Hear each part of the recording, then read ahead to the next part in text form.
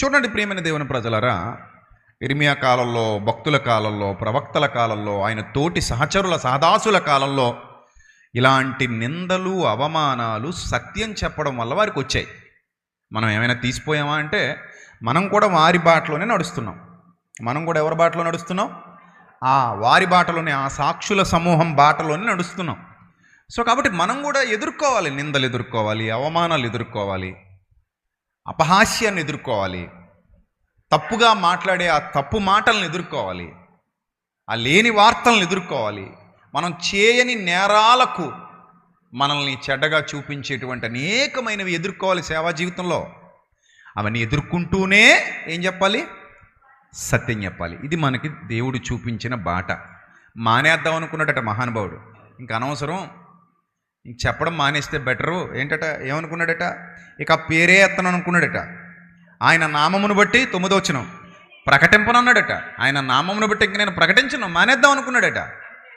అని నేను అనుకుంటున్నా అది నా హృదయంలో అగ్ని వలె మండుచు నా ఎముకలలోనే మూయబడినట్టున్నది.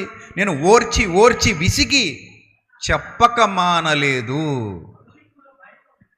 అన్ని చోట్ల భయం ఆవరించినా సరే, ఇబ్బందులు ఎదురైనా సరే, ఇరుకులు ఎదురైనా సరే, కన్నీళ్ళు ఎదురైనా సరే, కష్టాలు ఎదురైనా సరే, శ్రమలు ఎదురైనా సరే, శోధనలు ఎదురైనా సరే, నేను చెప్పక మానలేదు. ఎందుకంటే చెప్పాలి, దేవుని మాట ప్రపంచానికి చెప్పాలి, దేవుని మాట సమాజానికి చెప్పాలి, వారికి సత్యాన్ని తెలియజేయాలి. అది బాధ్యత, సేవకుడి బాధ్యత. కాబట్టి ఏమొచ్చినా సరే, అది గౌరవమా అవమానమా ఏదైనా సరే భరించాలి, భరిస్తూనే ముందుకెళ్ళాలి. ఇది దేవుడు ఏర్పాటు చేసిన విధి. లేకపోతే ఈజీగా నిత్య జీవితం రాదు. సత్యం కొరకు పోరాడని వారికి నిత్య జీవితం రాదు. అప్పుడప్పుడు దుర్బోధలు పేరుకుపోతూ ఉంటాయి. వాటిని ఖండించాలి, వాటిని ఎదుర్కోవాలి, వాటి వలన ప్రజలు మాయలో పడిపోకుండా కాపాడుతుండాలి. నేను చెప్పాను కదా మనవారం మీకు, అసత్యమే సత్యాన్ని ఏమంటది? అసత్యం అంటది. అది టెక్నిక్. గతంలో కూడా చెప్పాను. ఒక ఊరిలో దొంగపడ్డాడు, జనం తరుముతున్నారు, మెల్లిగా పోలీసులు కూడా ఎంటర్ అయ్యారు. ఇప్పుడు ఆ దొంగ తప్పించుకోవడానికి ఆ సందులు ఈ సందులు తూరి జనంలో కలిసిపోయాడు. ఇప్పుడు అంటున్నాడు వారితో పాటు, దొంగ దొంగ దొంగ పారిపోతున్నాడు, పట్టుకోండి పట్టుకోండి అంటే ఇప్పుడు అందరూ కలిసి పరిగెడుతున్నారు. వాళ్ళతో పాటు దొంగ కూడా పరిగెడుతున్నాడు. దొంగ దొరుకుతాడా? అస్సలు దొరకడు. ఎందుకు దొరకడంటే ఆ చీకట్లో వీళ్ళతో కలిసిపోయాడు. అవును, ఈరోజు కూడా చాలామంది అలాగే ఉన్నారు.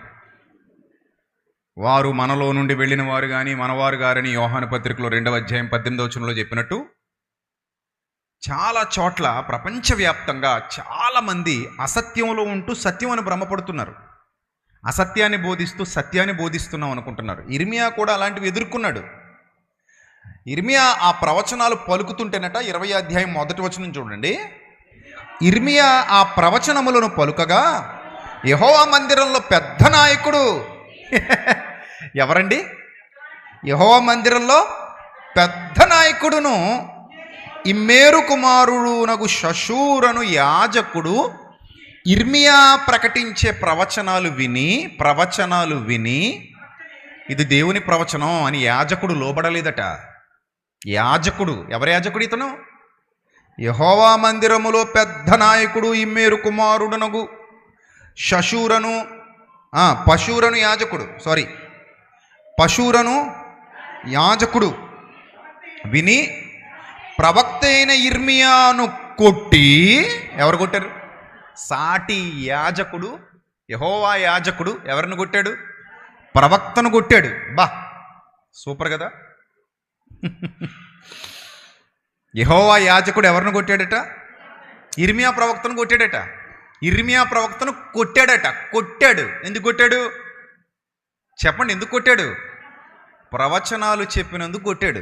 ఏ ప్రవచనాలు? యెహోవా చెప్పమన్న మాటలు, తండ్రి అయిన దేవుడు చెప్పమన్న మాటలు ఇర్మియా చెప్పినందుకు సాటి యాజకుడు కొట్టాడు. భయం లేదు, భక్తి లేదు, దుర్మార్గపు స్వభావం అలుముకున్న వ్యక్తిలో ఇలాంటి దుష్ట ఆలోచన విధానం బయటపడుతుంది. కొట్టడానికి, తిట్టడానికి, అగౌరవపరచడానికి వెనకాడని దురాత్మ అతనిలో ఉంది కనుక అతడు ఇర్మియా ప్రవక్త మీద చేయి చేసుకున్నాడు. కొట్టి యెహోవా మందిరమందున్న బెన్యామీను మీది గుమ్మమునొద్ద నుండి బొండలో అతనిని వేయించెను. మరునాడు పశువురు ఇర్మియాను బొండలో నుండి విడిపింపగా ఇర్మియా అతనితో ఇట్లనెను, యెహోవా నీకు పశువురను పేరు పెట్టడు గాని మాగోర్ మిస్సాబీబ్ అని నీకు పేరు పెట్టును, అనగా నలుదిక్కుల భయము కలుగు చేసేటివాడు. యెహోవా ఈ మాట సెలవిచ్చున్నాడు, నీకు నీ స్నేహితులకందరికీ నీవే భయకారణముగా ఉండునట్లు చేయుచున్నాను. నీవు చూచుచుండగా వారు తమ శత్రువుల ఖడ్గము చేత కూలెదరు. మరియు యోధా వారిని అందరినీ బబులోను రాజు చేతికి అప్పగింతును. అతడు వారిని చెరపట్టి బబులోనుకు తీసుకుని పోవును, ఖడ్గము చేత వారిని హతము చేయును అని ఈ విషయాలన్నీ చెప్పుకుంటూ వచ్చాడు. కానీ ఎన్ని నిందలు ఎదుర్కొన్నాడో, ఎన్ని బాధలు ఎదుర్కొన్నాడో, ఎన్ని కష్టాలు ఎదుర్కొన్నాడో, ఎన్ని శ్రమలు ఎదుర్కొన్నాడో. అతడు ఆ చుట్టూత ఈ పశువురు వైపు ఉన్న వాళ్ళు మాత్రం చాలామంది ఉన్నారు. వాళ్ళందరూ కలిసి ఒక్కడైన ఇర్మియాను కొట్టటం, బొండలో వేయటం, అతన్ని ఇబ్బంది పెట్టడం, అతన్ని బాధించటం, ఇవన్నీ ఎలా జరిగాయంటే సత్యం పక్షాన్ని ఇర్మియా నిలబడ్డాడు. ఇప్పుడు వీళ్ళెందుకు మరి ఆయన సత్యం చెప్తుంటే ఎందుకు కొట్టాలి? ఈ డౌట్ మీ అందరికీ రావాలి. వాళ్ళు ధర్మశాస్త్రం తెలిసిన వాళ్ళేగా, వాళ్ళు యెహోవా మందిరంలో ఉన్నవాళ్లేగా, వాళ్ళు దేవుని మనసు తెలుసుకోవడానికి ప్రయత్నపడుతున్న వాళ్ళే. వాళ్ళకి పరలోకం పోవాలని ఉంది, వాళ్ళకి దేవుడి దీవెన కావాలనే ఉంది. వాళ్ళు దేవుడి దగ్గరే భక్తి చేస్తున్నారు, అదే మందిరంలోకి వస్తారు వాళ్ళు కూడా. కానీ ఎందుకు కొట్టాలి ఇర్మియాని అంటే ఒకే ఒక డిఫరెన్స్ అక్కడ. ఇర్మియా అర్థం చేసుకున్న సత్యాన్ని పశువురు కానీ, అక్కడ ఉన్నటువంటి మిగిలిన యాజకులు కానీ, అక్కడ ఉన్నటువంటి ఎవరైతే అధికారులు ఉన్నారో, పెద్దలు ఉన్నారో వారు కానీ, పశువురు బ్యాచ్ ఎవరు కూడా ఇర్మియా అర్థం చేసుకున్న జ్ఞానాన్ని ఏం చేయలేకపోయారు? అర్థం చేసుకోలేకపోయారు. గ్రహించండి, యేసు ప్రభు అర్థం చేసుకున్న జ్ఞానాన్ని శాస్త్రులు పరిచయాలు ఏం చేయలేకపోయారు?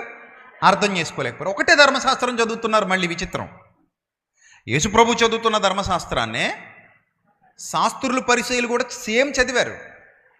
కానీ అదే బైబిలు ఇద్దరు చదువుతున్నప్పుడు వేరువేరుగా ఇరువురు వ్యక్తులకి అది అర్థమైంది. అదే బైబిల్ని వాళ్ళు రాంగ్ ఇంటర్ప్రిటేషన్ చేశారు, అదే బైబిల్ని ఆయన రైట్ ఇంటర్ప్రిటేషన్ చేశాడు.